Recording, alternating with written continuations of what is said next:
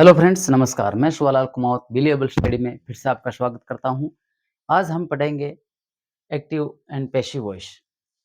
पहले के वीडियो में हमने active voice and passive voice का इंट्रोडक्शन एंड इसके जनरल रूल क्या हैं पढ़े। आज हम टेंस वाइज जिस टेंसों में ये बनाया जाता है और जिसमें नहीं बनाया जाता है डिटेल से जानेंगे। और इससे पहले कुछ नियम शेष रह गए, उस पर नज़र डालते हैं। एक्टिव से पैसिव बनाते समय यानी पैसिव वॉइस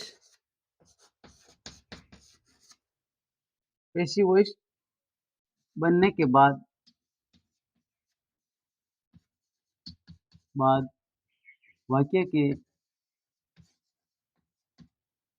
के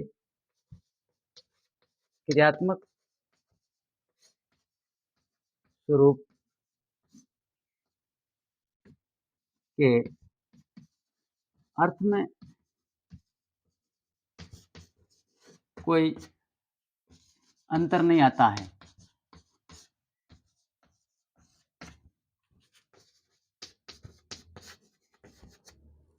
पैसिव वॉइस बनने के बाद वाक्य के क्रियात्मक स्वरूप के अर्थ में कोई अंतर नहीं आता है। मतलब एक्टिव वॉइस है, एक्टिव वॉइस में भी वही सेम अर्थ है और पैसिव बनने के बाद भी वही अर्थ है। जैसे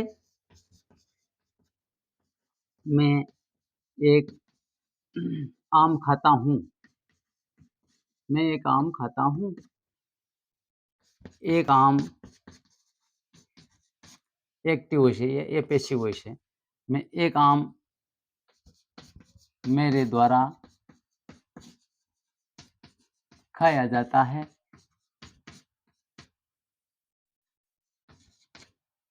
मैं एक आम खाता हूँ, एक आम मेरे द्वारा खाया जाता है। दोनों सेंटेंसों में एक्टिव वॉइस में, पैसिव वॉइस में नो चेंज, अर्थ में कोई चेंज नहीं है। इसके सेंटेंस फॉर्मेशन में, सेंटेंस बनाने में थोड़ा चेंज है, लेकिन इसके अर्थ में कोई भाव में कोई चेंज नहीं है। आशय एक ही है। तो चलते हैं आगे। कल हमने ऑब्जेक्ट को सब्जेक्ट बनाना और सब्जेक्ट को ऑब्जेक्ट बनाने का रूल जाना। तो सब्जेक्ट को ऑब्जेक्ट बनाने के अंतर्गत सेकंड रूल में सब्जेक्ट को ऑब्जेक्ट बनाने के अंतर्गत यानी सब्जेक्ट में कोई नॉमिनेटिव केस प्रोनाउन हो, सब्जेक्ट में कोई नॉमिनेटिव केस प्रोनाउन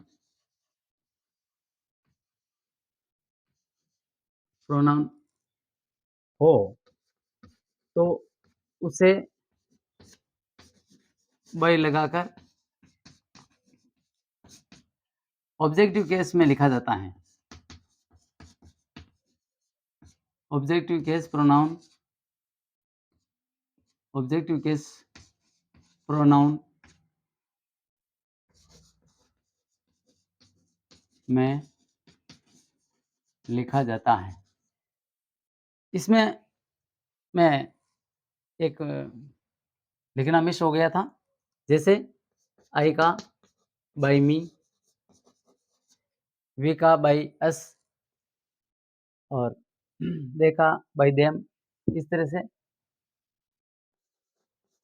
हु का बाई हुम लिखना रह गया था, तो नोट करें। हु का बाई हुम होगा। चलते हैं आगे।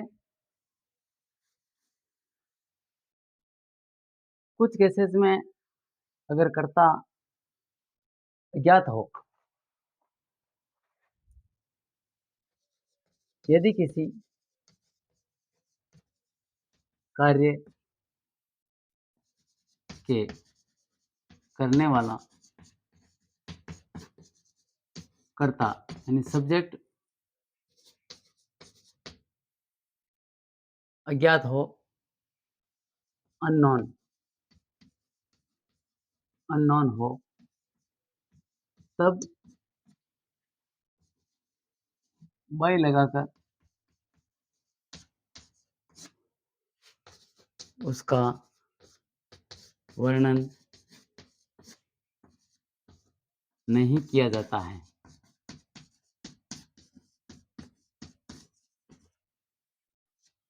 जैसे people, some people, someone,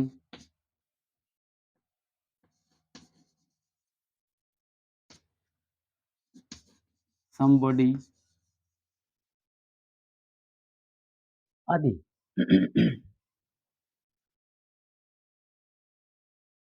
यदि किसी कार्य का करने वाला यदि किसी कार्य को करने वाला कर्ता यानी सब्जेक्ट अननोन हो, अज्ञात हो, तब बाय लगाकर उसका वर्णन नहीं किया जाता है। जैसे people, some people, somebody, nobody, every everyone, no one आदि। तो किसी ने कह दिया सम पीपल सम पीपल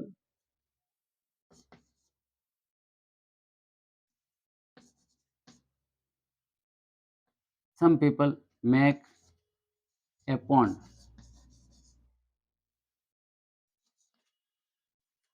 कुछ लोग एक तालाब बनाते हैं। Some people make a pond. तो एक्टिव वॉइस है ये। अब पैसिव वॉइस बनाएंगे तो ए पॉन्ड इज मेड। एक तालाब बनाया जाता है। ए पॉन्ड इज मेड, बस फुल स्टॉप। यहाँ बाय सम पीपल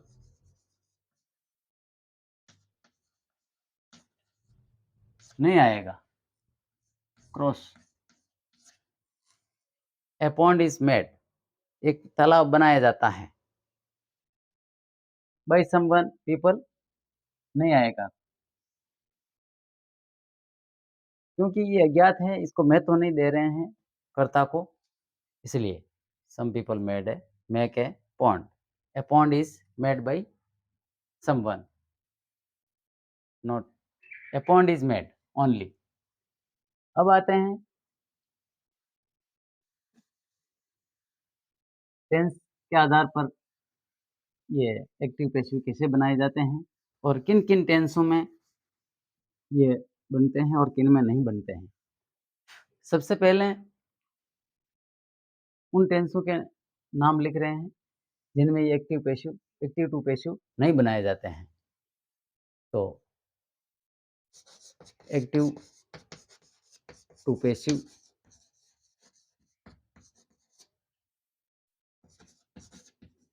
जिन टेंसेस में नहीं बनते हैं वे हैं first future continuous,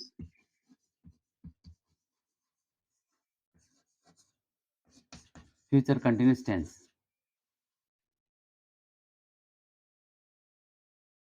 second present perfect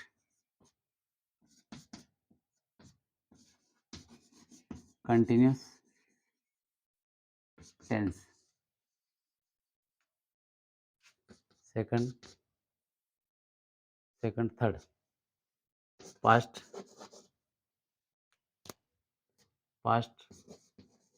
perfect continuous tense. Fourth,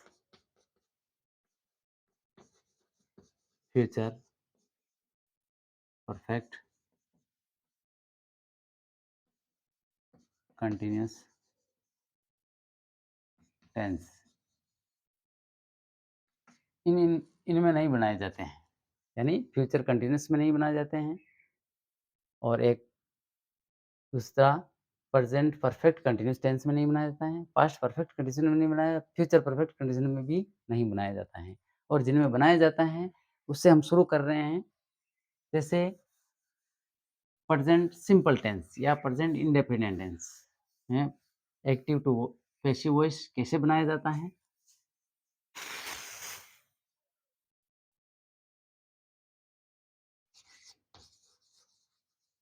present simple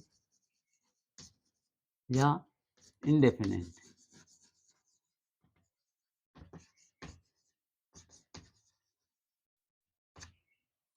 present simple या प्रेजेंट इंडेफिनिट टेंस इसमें कैसे बनाया जाता है? तो इसके नियम क्या है? फॉर्मूला क्या है? हेल्पिंग वर्ब लगेगी, is, am, are plus main verb की थर्ड फॉर्म लगेगी, और बाई लगाकर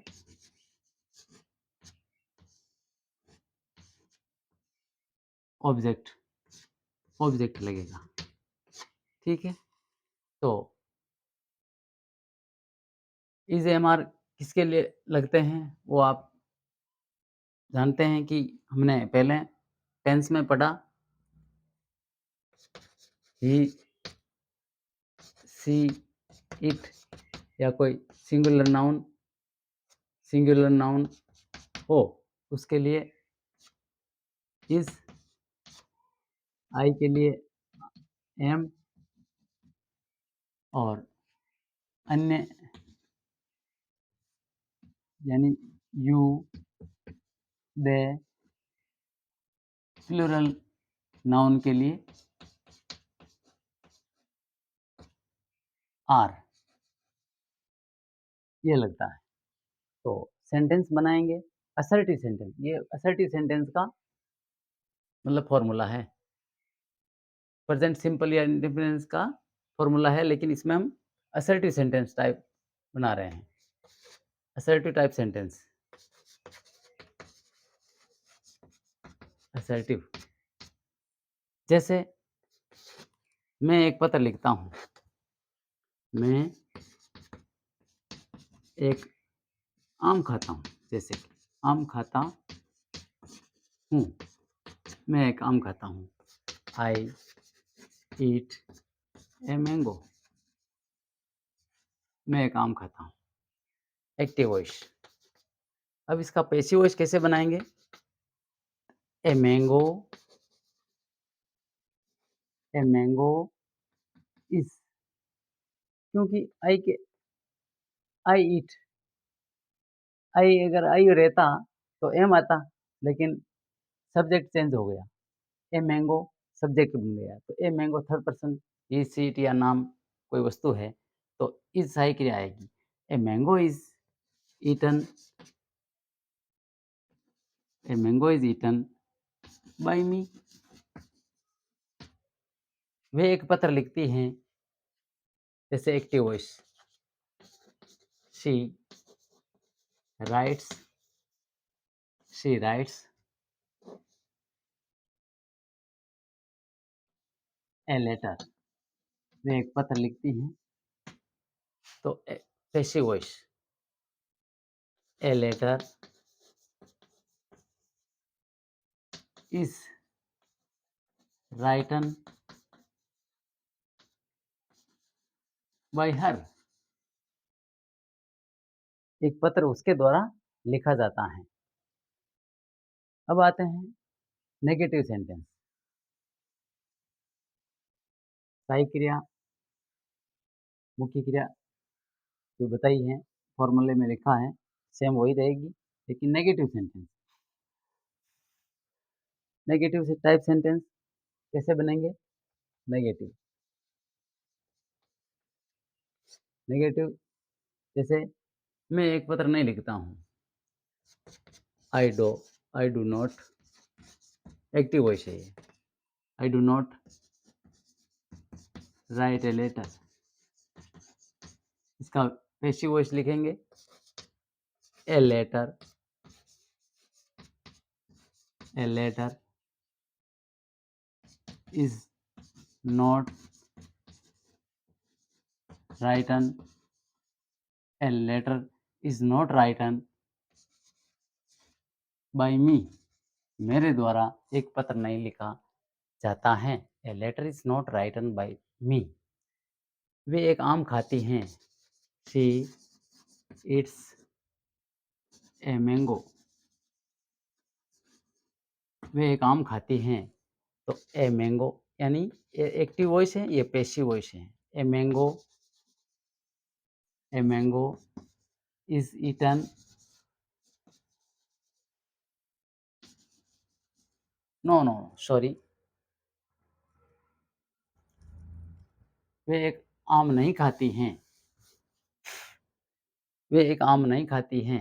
एक्टिव वॉइस में लिखेंगे she doesn't, she does not eat a mango. वे एक आम नहीं खाती हैं। तो पैसिव बनेगा इसका a mango, a mango is not eaten by her. एक आम उसके द्वारा नहीं खाया जाता है। वे एक गेम नहीं खेलते हैं।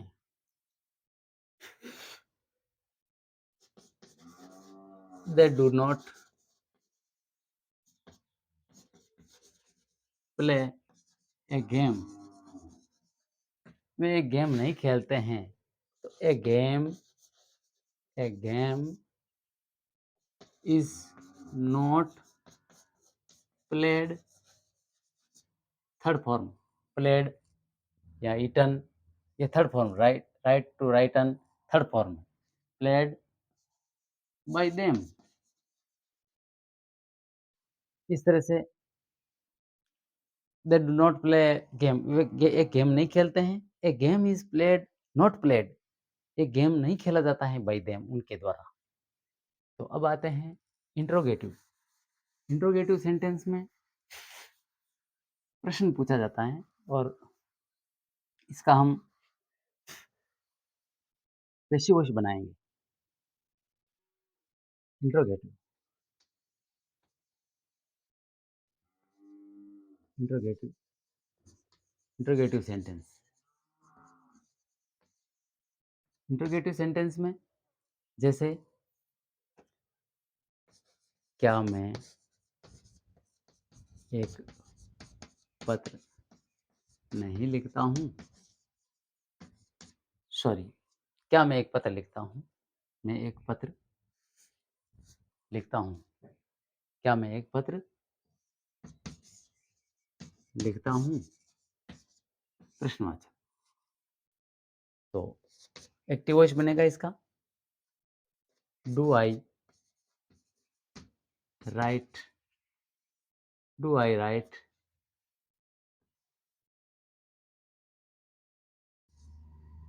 ए लेटर। क्या मैं एक पत्र लिखता हूँ। तो ऑब्जेक्ट सब्जेक्ट बन जाएगा ए लेटर, पैसिव में ए लेटर, ए लेटर। इससे हम, इससे पहले हम सहायक क्रिया लाएंगे। तो ए लेटर के लिए सहायक क्रिया होगी इज, क्योंकि प्रश्नवाचक है। Is a letter, is a letter written, written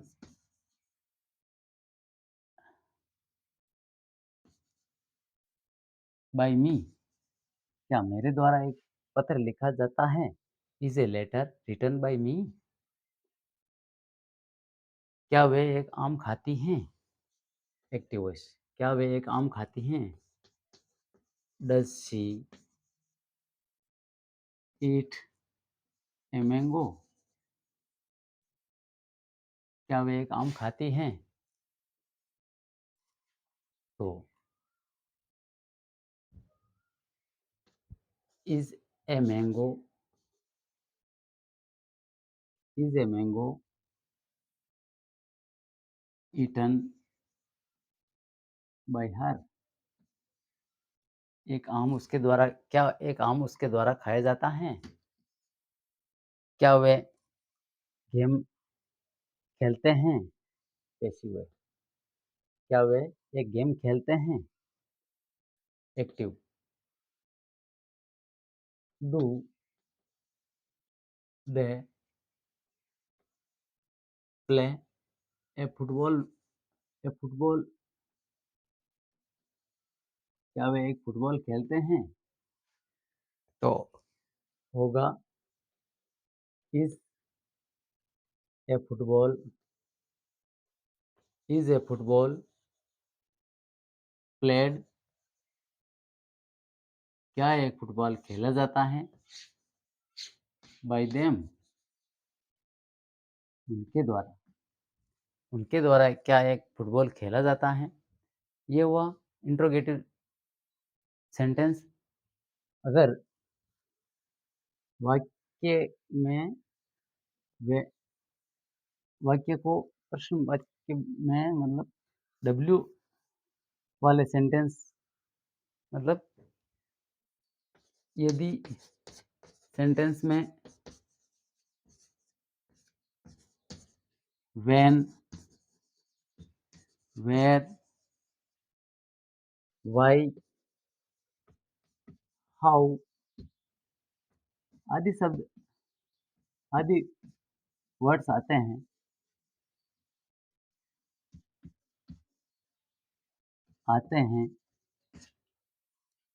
तो तो इन्हें हेल्पिंग वर्ब से पहले ही रखा जाता है। जैसे कि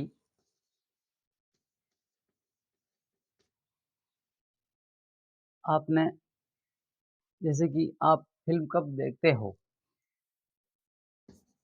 when do you see the film? आप फ़िल्म कब देखते हो? When do you see the film? तो when when is the film scene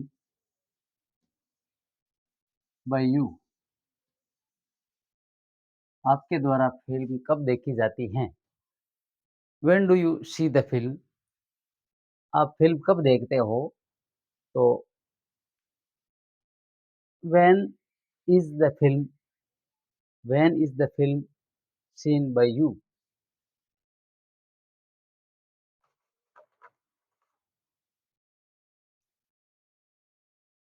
और यदि जिन वाक्यों में हू है, तो उसका प्रयोग कैसे करेंगे?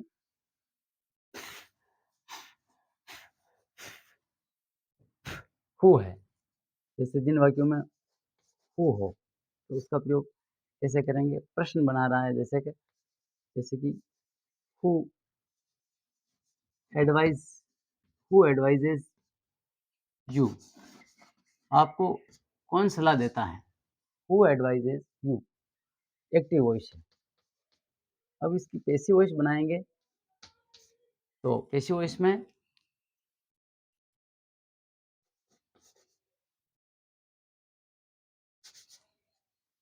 वॉइस में हू का बाय whom हो जाएगा। By whom